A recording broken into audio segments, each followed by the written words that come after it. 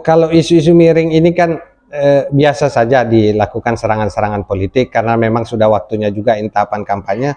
Tapi lagi-lagi kami perlu mengingatkan bahwa tuduhan itu harus dibuktikan biar tidak menjadi fitnah.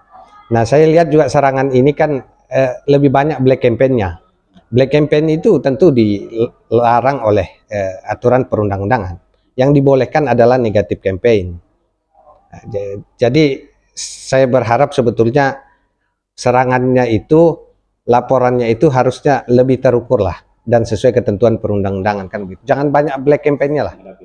Kami siap, sangat siap untuk menghadapi semua itu. Apalagi juga ya dengan segala hormat juga saya kira dari yang dari tim rival Pak Ibrahim Ali juga ini saya lihat tuduhannya juga liar kemana-mana. Tuduhannya tidak berdasar secara hukum. Tapi nanti tentu kita menghargai proses hukum dan hak hukum orang untuk melaporkan, ya silahkan saja. Nanti kita juga berharap bahwa profesionalisme Bawaslu itu akan teruji dengan momentum-momentum laporan ini.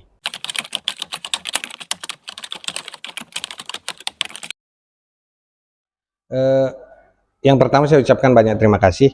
Kami dari tim advokasi pemenangan Bais bersama Ibrahim Ali Sabri mengomentari terkait tudingan tadi, misalnya ujaran kebencian. Itu satu. Yang pertama, redaksi mana yang dianggap tudingan ujaran kebencian? Karena bagi kami di tim advokasi Pak Ibrahim Ali tentu tidak ada redaksi yang menyudutkan atau yang mengandung isu sara. Tapi lagi-lagi kami perlu ingatkan, ketika kita saling menghargai hak orang. Jadi ketika laporan itu atas nama masyarakat katanya, yang juga afiliasinya salah satu tim sukses paslon, nah tentu harus clear redaksi mana dan pasal mana yang dilanggar. Ketika tidak, ya kami akan siap melakukan upaya hukum lanjutan untuk melaporkan balik. Karena bagi kami itu dalam konteks menyemangati. Jadi cara bacanya itu harus clear juga. Ini dalam konteks apa Pak Bupati memberikan orasi. Ini kita tidak kita tidak berada pada ruang hampa ini. Tentu Pak Ibrahim Ali kan menyemangati semua tim sukses relawan. Ya masa juga mau pakai cara Mahatma Gandhi misalnya dengan kelembutan kemudian lawan bisa takluk begitu. Ya kan tidak begitu. Jadi memang dalam konteks ini tentu bagi kami tim hukum menghargai hak laporan masyarakat yang walaupun juga itu rangkap tim sukses, ya tinggal nanti bagaimana APH, aparat penegak hukum, untuk menilai itu apakah masuk unsur pasal, memenuhi unsur delik atau tidak, begitu. Saya kira nanti juga di penyidik Polda juga akan menelaah redaksi mana yang berkaitan ujaran kebencian, kan begitu. Kalau memang dianggap itu isu sara, melanggar undang-undang IT misalnya, terkait ujaran kebencian. Nah, saya kira kita saling menghargai hak saja. Kita lihat nanti sejauh mana penyidik melihat rekaman orasi pada saat itu. Saya kira itu tuduhan-tuduhan yang tidak beralasan, karena menuduh Pak Ibrahim Ali menggunakan penyalahgunaan kewenangan dalam konteks apa? Itu dulu yang harus diperjelas. Karena siapa yang menuduh, dia yang harus membuktikan tuduhan itu. Kan begitu teorinya sebetulnya. Jadi saya kira juga jangan panik dari tim sebelah itu semerta-merta menuduh sembarangan saja. Tentu harus ada dasarnya. Kami tentu akan mengcounter atau melakukan upaya hukum lain dalam hal misalnya ketika laporan dari konon katanya masyarakat itu, dan kami akan lakukan upaya hukum lanjutan untuk melaporkan balik ketika itu tidak terbukti. Jadi jangan kita menuduh sembarangan agar demokrasi yaitu pilkada yang kita laksanakan ini betul-betul bagaimana kita merebut hati rakyat. Yang pertama dari kami di tim advokasi pemenangan Bais tentu menghimbau semua para pendukung untuk tetap menjaga kondusivitas agar pilkada ini damai dan tentu tercipta pemimpin yang diharapkan oleh masyarakat. Artinya juga apa ya, perbedaan pilihan ini kan sunnatullah, jadi biasa saja begitu. Karena ini kontestasi 5 tahunan, ya tentu kita tidak mungkin memaksakan pilihan orang. Pendukung Bais sejauh ini masih menjaga diri, menahan diri untuk tidak terprovokasi. Kami juga memantau itu di semua desa, di 32 desa, di semua titik, baik desa-desa pantai maupun desa darat.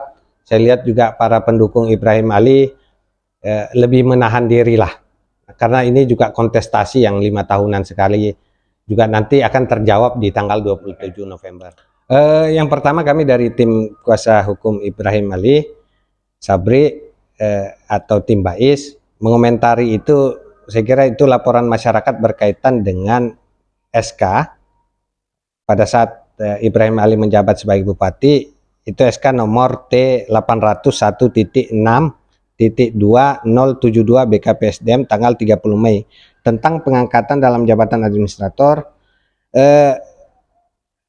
Itu bagi kami tim hukum mengkajinya bahwa kapasitas Ibrahim Ali tentu selaku PPK, bahwa yang bersangkutan itu atas nama Said Agil, dia diturunkan jabatan satu tingkat dan menempati posisi sekretaris dinas pertanian, itu sudah sesuai prosedur, karena yang bersangkutan itu melanggar ketentuan peraturan perundang-undangan. Maka kemudian dibentuk tim pada saat itu. Jadi ada tim dari provinsi, tentu Pak Bupati selaku PPK menyurati gubernur. Karena kenapa disurati gubernur? Karena gubernur itu wakil pemerintah pusat yang ada di daerah. Maka kemudian terbentuklah tim. Jadi ada tim pemeriksa terkait dugaan pelanggaran disiplin berat yang bersangkutan atas nama Said Agil. Nah, Pak Bupati mengeluarkan SK itu atas dasar hasil berita acara dan hasil pemeriksaan tim. Nah, nanti bisa dicek juga bahwa yang bersangkutan atas nama Said Agil juga membenarkan dia jabatannya, dibuktikan dengan apa? Misalnya pengajuan surat pengunduran dirinya sebagai aparatur sipil negara atas permintaan sendiri, dan dia yang menandatangani suratnya atas permintaan sendiri, dan jabatannya selaku sekretaris dinas pertanian. Artinya yang bersangkutan itu mengaminkan di situ hukuman disiplin itu, begitu. Ketentuan terkait pelanggarannya itu banyak pasal saya kira yang dilanggar. Kalau saya bisa sebutkan, yang bersangkutan itu melanggar hukuman disiplin berat, meliputi penurunan jabatan setingkat lebih rendah selama 12 bulan. Nah, hukdis berat ini berdasarkan peraturan Per BKN nomor 6 tahun 2002 tentang peraturan pelaksana pemerintah atau PP 94 tahun 2021 tentang disiplin pegawai negeri sipil. Jadi ada ketidakhadiran di situ, dan yang kedua terkait keterlibatan seorang aparatur sipil negara dalam hal politik praktisnya. Dan juga saya perlu jelaskan bahwa di berita acara hasil tim pemeriksa yang dilakukan oleh provinsi yang diketuai oleh PPK, yaitu Pak Ibrahim Ali, yang bersangkutan mengakui bahwa dia ada niatan melakukan langkah-langkah politik, termasuk mendaftar ke beberapa partai. Jadi kalau secara ketentuan peraturan perundang-undangan, sebaiknya yang bersangkutan ketika ada niat mencalonkan kepala daerah, mengundurkan diri dulu baru mendaftar ke partai-partai. Jangan mendaftar dulu baru mengundurkan diri. Nah, itu yang saya kira juga keliru. Nah, itu melanggar prosedur sebetulnya. Nah, jadi kalau dari kita sebetulnya apa yang dilakukan Pak Ibrahim Ali itu sudah sesuai ketentuan peraturan perundang-undangan. Kesimpulannya dalam hal ini kan ini laporannya ke Bawaslu. Sebetulnya kalau mau mengikuti aturan yang betulnya sesuai ketentuan, ketika seorang ASN merasa bahwa keputusan yang dilakukan PPK dalam hal ini Bupati Ibrahim Ali itu keliru, dia harus jalurnya ke Petun dong. Nah, karena objek gugatannya adalah SK. Ini kan tidak, laporannya ke Bawaslu.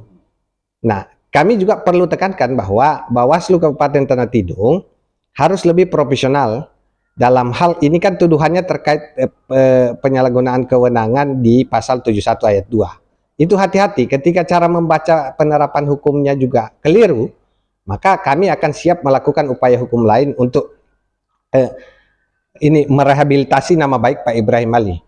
Itu kami bisa pastikan itu. Makanya kami menuntut profesionalisme Bawaslu supaya tidak boleh ditunggangi dan lebih profesional dalam menjalankan tugasnya sebagai wasit dalam Pilkada 2024 ini. Tentu semangatnya yang pertama menjaga kondusivitas dan tetap mengajak semua keluarga, teman, sanak untuk mendukung dan melanjutkan pemerintahan Pak Ibrahim Ali dan Sabri. Ya, tanpa ada provokasi begitu.